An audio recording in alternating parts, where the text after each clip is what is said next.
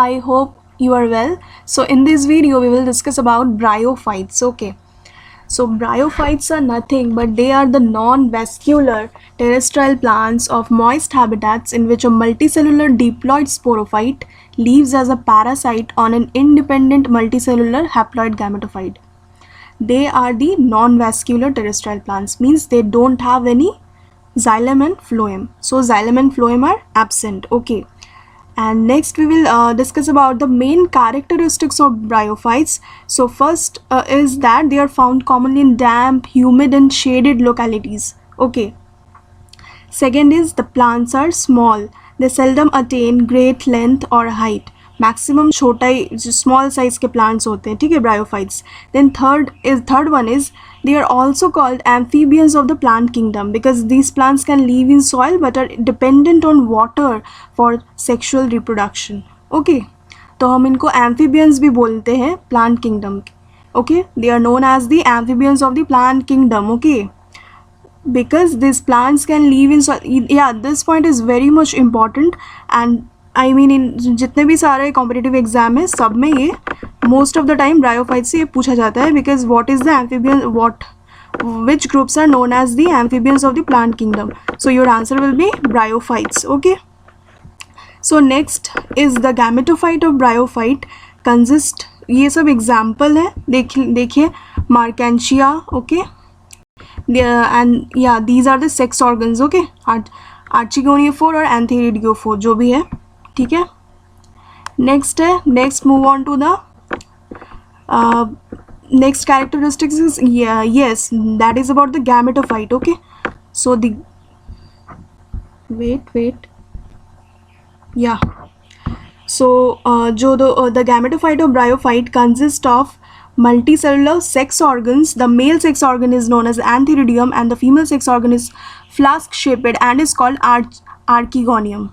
Archegonium female sex organ है, ये वाला पॉइंट बहुत इंपॉर्टेंट है. फ्लास्क शेपेड सेक्स ऑर्गन है, ठीक है. Archegonium and antheridium. Antheridium is the male part. Okay, and next is the sporophyte of bryophytes consists of three parts, namely capsule, seta and foot. Inside the capsule, the spore mother cells undergoes meiosis to produce haploid spores. Okay, तीन part है plant का, जो sporophyte part है उसका तीन part है, that is capsule, सीटा and foot. Okay, और कैप्सूल के अंदर स्पोर मदर सेल्स प्रेजेंट है जिनमें मियोसिस होता है. क्यों? क्योंकि हैप्लॉइड स्पोर्स प्रोड्यूस करने के लिए, ठीक है. That is known as sporic meiosis to produce the haploid spores. Next move on to the next characteristic, that is the bryophytes are homosporous, that is they produce only one type of spores. Only one type of spore ये produce करते हैं, इसलिए इन लोगों को homosporous बोला जाता है, bryophytes. तो पहले क्या जाने हम, amphibian, next is homosporous and these are very much important terms. Okay, इनको याद रखना होगा आपको. नेक्स्ट है, ब्रायोफाइट को दो पार्ट में डिवाइड किया गया है, that is liverworts and mosses. Okay, liverworts क्या है? Liverworts grow usually in moist shady habitats such as bank of streams, marshy ground, damp soil, bark of trees and dip in the woods. और asexual reproduction कैसे होता है? By means of fragmentation or by the formation of specialized structures called gamete. Okay, singular is gemma. तो gamete are nothing but the green multicellular asexual buds which develop in small receptacles called gamma cups located on the thalli. Okay, and then जब ये mature हो जाते हैं gemmae सब, तो parent body से detach होके न्यू इंडिविजुअल जो सॉइल या कहीं पे भी है, तो मेनली ये सब हिली एरियाज में होता है, तो वहाँ पे वो फिर से जर्मिनेट होने लगता है, ठीक है. That is the liverworts. Okay, and हाँ, during the sexual reproduction the sex organs antheridia and archegonia are produced either by the same or on different thalli.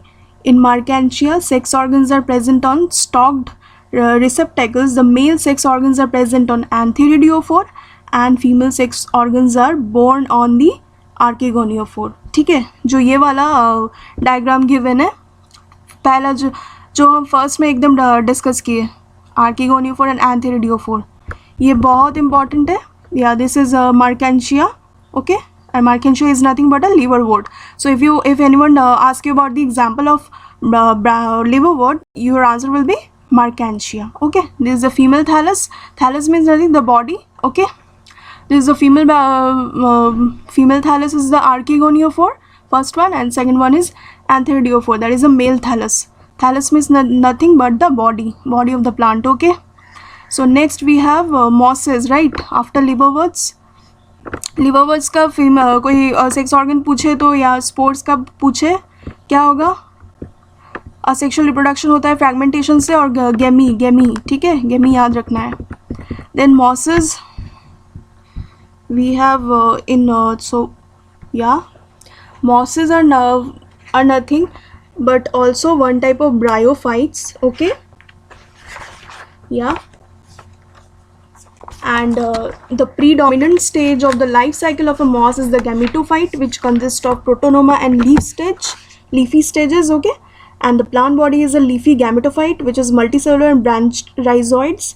Rhizoids बहुत important term है, ठीक है, and they consist of upright, slender, axis bearing spirally arranged leaf. This stage bears the sex organ. Okay, इसमें भी same है वही antherozoid आर्चेगोनिक, में इसी का कॉन्सेप्ट है. दोनों फिर जब फर्टिलाइजेशन होगा न्यू प्लांट प्रोड्यूस होगा, and the spores on liberation germinate into a creeping green branched and frequently filamentous stage called protonoma. हाँ, जो protonoma stage है वो juvenile stage है, ठीक है. and vegetative reproduction कैसे होगा इन लोगों में? Same by fragmentation. और हाँ, लिवरवर्ट में फ्रैगमेंटेशन एंड गेमी से होता था, और इसमें क्या होगा? फ्रैगमेंटेशन एंड बडिंग से हो रहा है, ठीक है. Fragmentation and budding, keep remember. Okay, बहुत इंपॉर्टेंट है. कुछ एग्जाम्पल हो जाएगा मॉसेस का: Funaria, Polytrichum and sphagnum. Okay, सारा का डायग्राम एंड फिगर दिया हुआ है बुक में. You can refer to your NCERT book. Okay, next हाँ, तो नेक्स्ट हम what is left? Economic importance, right. So economic importance first क्या हो जाएगा ब्रायोफाइट्स का? वेट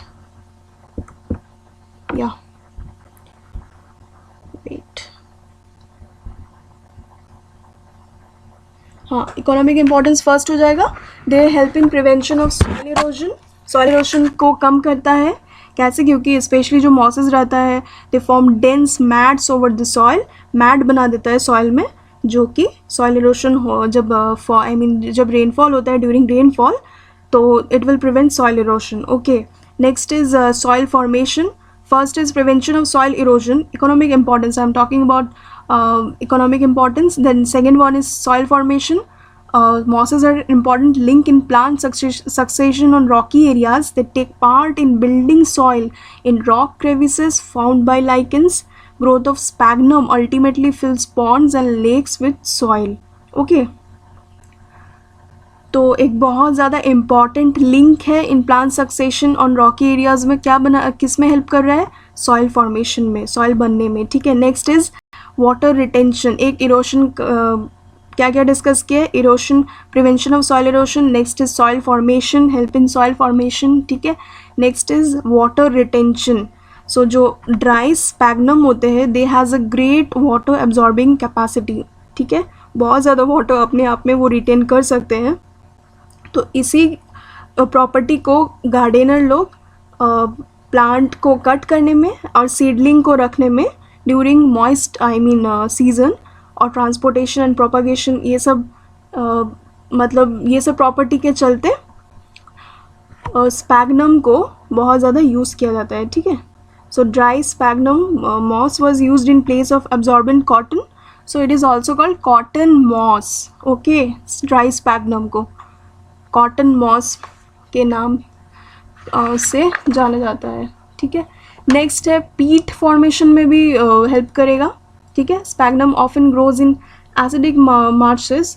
तो जब ये मर जाएगा डेड वाला पार्ट, तो इसी को क्या बोलते हैं? पीट. ओके, पीट is nothing but the dried, compressed and cut to form blocks. The peat blocks are used as fuel.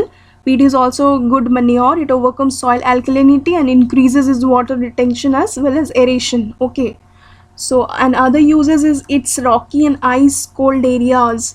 Mosses are a good source of food for certain animals like birds. Okay, a decoction of polytrichum commune was employed in removing kidney stones. So ये सब भी कुछ और next other uses हैं. तो ये 4 point आपको याद रखना है इकोनॉमिक इंपॉर्टेंस में. Mainly prevention of soil erosion, soil formation, water retention जिसमें स्पैग्नम यूज़ होता है, ठीक है. एंड नेक्स्ट इज पीट फॉर्मेशन, ठीक है. स्पैग्नम भी उसमें इम्पॉर्टेंट है. यही है बेसिकली, यही है ब्रायोफाइट्स. आई होप आपको क्लियर हो गया होगा गाइस. तो so please subscribe my channel. Okay, अगर समझ में आ रहा है, अगर कुछ डाउट्स है तो आप कमेंट सेक्शन में आप मेरे से पूछ सकते हो, ठीक है. Thank you and please do subscribe my channel.